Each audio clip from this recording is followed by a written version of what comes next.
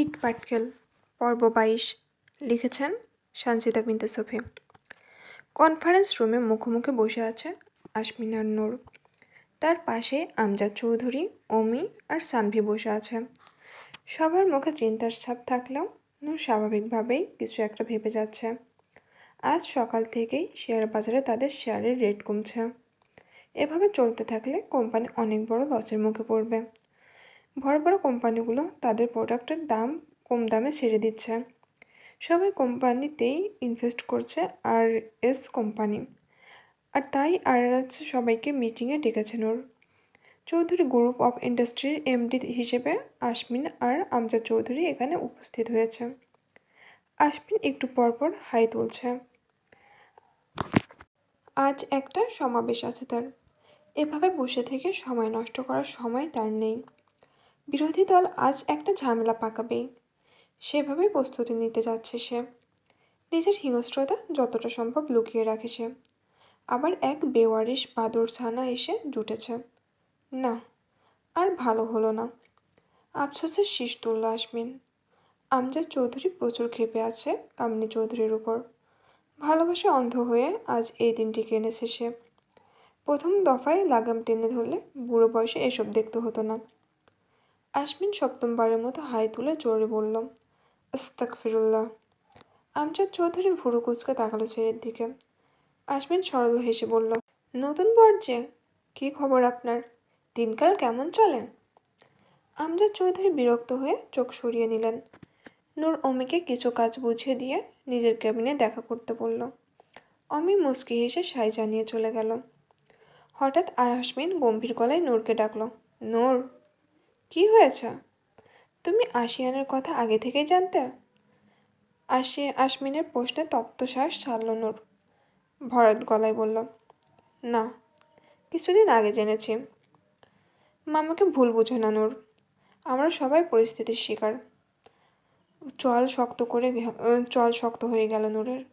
শক্ত গলায় বলল, না মন্ত্রী সাহেব, আমরা আপনার মায়ের লোভের শিকার, আপনার মায়ের হিংসার শিকার, আপনার মায়ের জেদের শিকার। আপনার মায়ের পাপকে পরিস্থিতির উপর চাপিয়ে দিবেন না। আসমিনের চোখ ঘোলাটে হলো। মলিন গলায় বললাম, আমাকে ঘৃণা করো নূর? নূর থমকালো। উত্তর না দিয়ে শান্ত দৃষ্টিতে তাকালো আসমিনের দিকে। আসমিন মলিন হাসল। চোখ বন্ধ করে আমজাদ চৌধুরীকে উদ্দেশ্য করে বলল, আমি মিসেস চৌধুরীকে কিভাবে ক্ষমা করব আব্বু? সে যে আমার মমতাময়ী মায়ের খুনি। তার মধ্যে বাস করা আমার আম্মুকে সে মেরে ফেলেছে। সে এখন শুধু কামিনী চৌধুরী, তার আর কোনো পরিচয় নেই। বিশাল কনফারেন্স রুমে তিনজন মানুষের নীরবতা তাদের হারানোর বিশালতা জানিয়ে দিচ্ছে। এত কিছুর পরেও তুমি তাকে কিভাবে এত ভালোবাসো আব্বু? আমজাদ চৌধুরী হাসল। ছেলের দিকে তাকিয়ে ক্লান্ত গলায় বললাম, তোমরা তার বিনাশিনী রূপ কেউ চেনো? আর আমি তাকে নিজের কাছের একমাত্র মানুষ হিসেবে চিনি, যে বিদেশের মাটিতে আমার একমাত্র আশ্রয় ছিল। আমার কান্নায় যে কাঁদত, আমার হাসিতে যে হাসত, আমার উদাসীনতায় যে বিষণ্ণ হয়ে যেত। আমার খারাপ সময়ে 1 মিনিটের জন্য সে আমার হাত ছাড়েনি। তার প্রতিশোধের আগুনে উন্মাদ হওয়ার আমি কিভাবে তার হাত ছেড়ে দিতাম বলো? প্রত্যেকটি ঘটনার দুটো দিক আছে বাবা, কারণ ছাড়া এই পৃথিবীতে কিছুই ঘটে না। তোমার মা তার জায়গায় ঠিক, আবার তোমরা তোমাদের জায়গায় সঠিক। তবে যা ঘটেছে তা ঠিক নয়। আমি শুধু তোমাকে একটা কথাই বলতে পারি বাবা, তোমার আম্মু যতই অন্যায় করুক না কেন, আমি তাকে ভালোবাসি। আমার এই ছোট্ট জীবনের চেয়েও তাকে বেশি ভালোবাসি। সে আমার বেঁচে থাকার অনুপ্রেরণা, যাকে দেখে আমরা আরও একটা জীবন বেঁচে থাকতে ইচ্ছে করে। আমার এই জীবন আমার নয়, তাকে ভালোবেসে নিজের ভেতর নিজেকে অনুভব করতে পারি আমি। আমার পুরোটা জুড়েই শুধু সে। তোমরা ছাড়া আমার আর কে আছে বলো? তুমি হয়তো ভাবছ, আমি কেন তোমার মাকে সঠিক পথ বেছে নিতে দিলাম না। তাহলে শুনে রাখো বাবা, তোমার মা বেঁচে আছে এই প্রতিশোধের তাগিদে। রাফসান ভাই তার নিজের কর্মফল ভোগ করেছে, ভাবিও বাদ যায়নি। কামিনীও করবে, আমিও করছি। একটা কথা জেনে রাখো বাবা, এক সময়ের আঘাতগুলোই কামিনী এখন ফিরিয়ে দিচ্ছে। সে সুস্থ নয় আব্বু, আমি জানি। সামনে ঝড় আসছে, সামলে নিতে পারবে আমি জানি। যাকে ভালোবাসবে তাকে শত চেষ্টার পরেও ঘৃণা করতে পারবে না, হোক সে উন্মাদ, পাগল, ভয়ঙ্কর অপরাধী। আর এখানেই আমার ব্যর্থতা। অতীত খুঁজতে যেও না বাবা, অতীত খুঁজতে গেলে আমাকে হারাবে। আমজাদ চৌধুরী নিঃশব্দে চলে গেলেন। নূর আমজাদ চৌধুরীর কোনো কথাই বুঝতে পারেনি। কী এমন হয়েছিল তার বাবা যার জন্য কামিনী চৌধুরীর আজ এইভাবে হিংস্র হয়ে উঠেছে? আশমিন চোখ বন্ধ করে গায়ে নিয়ে বসে আছে। এত ক্ষমতা, এত টাকা, অভিজাত্য দিয়ে কি হবে? যেখানে দম বন্ধ হয়ে আসে, চারদিকে শুধু কষ্টের হাতছানি। সানভি নক করে বলল, সবাই চলে এসেছে ম্যাম, ভিতরে পাঠিয়ে দাও তাদের। ওকে। সানভি চলে যেতেই সোজা হয়ে বসলো আশমিন। নূর পেপারগুলো চেক করে আশমিনের দিকে এগিয়ে দিল।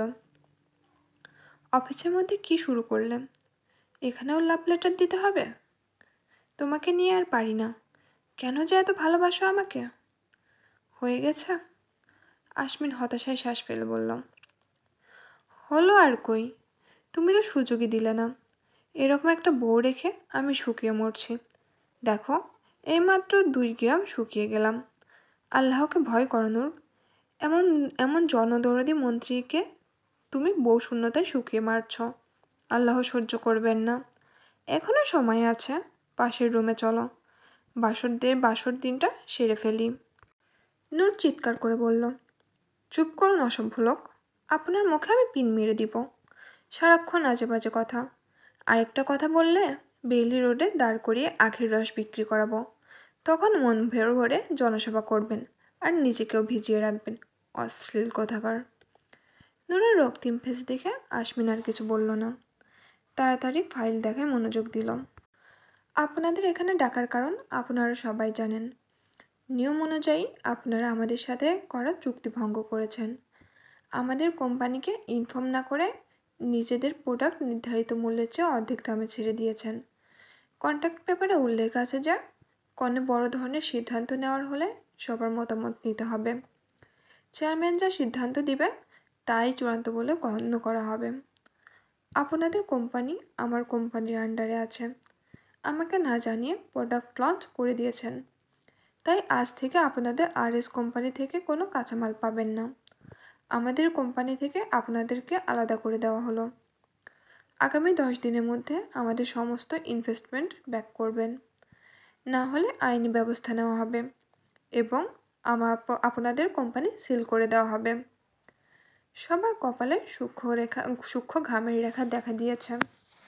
নূরের তেজি মুখের দিকে তাকিয়ে কথা বলার সাহস কারণ নেই। আমি সবার হাতে একটা করে নোটিশ ধরিয়ে দিল। এতগুলো টাকা একসাথে ফিরে দেওয়া কোনোভাবেই সম্ভব না। আসিয়ানের হুমকিতে পড়েই তারা প্রোডাক্ট কম দামে বাজারজাত করেছে। প্রথমেই এত লস, এখন এত টাকা আবার। ম্যাডাম, আমরা জানে মারা যাব, একটু দয়া করুন। আমরা নিরুপায় হয়ে এই কাজটা করে ফেলেছি। লোকটা সব কিছু খুলে বলল নূরকে। আপনাদের আমার সাথে আলোচনা করা উচিত ছিল, নূর বলল। ফ্যামিলির উপর রিস্ক হয়ে যেত ম্যাডাম। আপনার বাবার সাথে থেকে আমরা বিজনেস করছি, কখনো এমন হয়নি। আশমিন গম্ভীর গলায় বলল, যা হওয়ার হয়ে গিয়েছে। প্রোডাকশন কয়েকদিন বন্ধ রাখুন। কয়েকদিন পরে নতুন করে আগের দামে মাল বাজারজাত করবেন। আপনাদের লস পুষিয়ে দেওয়া হবে। সবাই সন্তুষ্ট হলেও নূর সন্তুষ্ট হতে পারল না। তবুও চুপ করে সম্মতি দিল। আশমিন নূরের মনোভাব বুঝতে পারল। সবাই বেরিয়ে যেতেই শান্ত গলায় বলল, আমাদের ব্যক্তিগত শত্রুতার জন্য তারা কেন ভুগবে নূর? সব কিছুর দায় আমাদের। মাথা ঠান্ডা রাখো, কিছুতেই মাথা গরম করবে না। এমনকি আমি এই মুহূর্তে তোমাকে চুমু খেলাম না। কথা শেষ করেই নূরের অধরে অধর মিলিয়ে দিয়েছে আশমিন। হাত পা ছোড়াছুড়ি করেও যখন কাজ হলো না তখন শান্ত হয়ে গেল নূর। নিজেকেও হালকা জড়িয়ে ধরল আশমিনকে। নূরের আলিঙ্গনে উন্মাদ হয়ে গেল আশমিন। এক হাতে সুইচ টিপে সমস্ত রুমের ইলেকট্রিসিটি বন্ধ করে দিল। কোমর টেনে নূরকে নিজের সাথে চেপে ধরে কোলে বসিয়ে নিল। 20 মিনিট পর দরজায় নক করলো সানভি। ততক্ষণে সবকিছু অনেকটা হাতের বাইরে চলে গেছে। ঘন ঘন শ্বাস টেনে নিজেকে শান্ত করার চেষ্টা করলো আসমিন। নূরের অবস্থা নাজেহাল। পরিপাটি করা চুলগুলো এলোমেলো হয়ে মুখের সামনে পড়ে গিয়েছে। আসমিনের শুভ্র পাঞ্জাবি ফ্লোরে লুটোপুটি খাচ্ছে। নূরকে কোলে তুলে পাশের বিশ্রামের জন্য বর্ধকিত রুমের দিকে অগ্রসর হলো আসমিন। বেডে শুইয়ে দিয়ে এলোমেলো চুলগুলো হাত দিয়ে ঠিক করে দিল। পোশাক ঠিক করে দিয়ে নেশালো গলায় বললাম, যেতে হবে বউ, আজ রাতটা আমাদের হবে, আর কোনো দূরত্ব চাই না আমি। I need you badly. Noor চোখ বন্ধ করে আছে। আসমিন নূরের ঠোঁটে হালকা চুমু খেয়ে বলল, এখানে কিছুক্ষণ থাকো, আমি আসছি, রাতে দেখা হবে। অপেক্ষা করবে তো আমার জন্য? নূর জড়িয়ে ধরল আসমিনকে। ধীর গলায় বলল, করব। হালকা হেসে বেরিয়ে গেল আসমিন। পাঞ্জাবি গায়ে দিয়ে নিজেকে পরিপাটি করে বেরোলো রুম থেকে। সানভি মুখ লুকিয়ে দাঁড়িয়ে আছে। আসমিন সেদিকে পাত্তা না দিয়ে সরাসরি সিসিটিভি কন্ট্রোল রুমে চলে গেল। কিছু ফুটেজ ডিলিট করে গড়গড় করে বেরিয়ে গেল অফিস থেকে। সানভি দৌড়ে এলো আসমিনের পিছু। আজকে সারা রাত তুমি সুইমিং পুলে দাঁড়িয়ে থাকবে সানভি, এটা তোমার শাস্তি। সানভি অবাক হয়ে গেল, ভয়ার্ত গলায় বলল, আমি কি করেছি ছাড়? আসমিন কটকট করে তাকালো সানভির দিকে। দাঁতে দাঁত চেপে বলল, আমার ভবিষ্যৎ প্রজন্মকে পৃথিবীতে আসতে বাধা দিয়েছ, এত বড় সাহস তোমার? না, সুইমিং পুলে না, তুমি হাতির ঝিলে নর্দমায় দাঁড়িয়ে থাকবে সারা রাত, আমি নিজে পাহারা দিব তোমায়। সানভির মুখটা কাদো কাদো হয়ে গেল। সে বুঝতে পারছে না সে কি ভুল করেছে।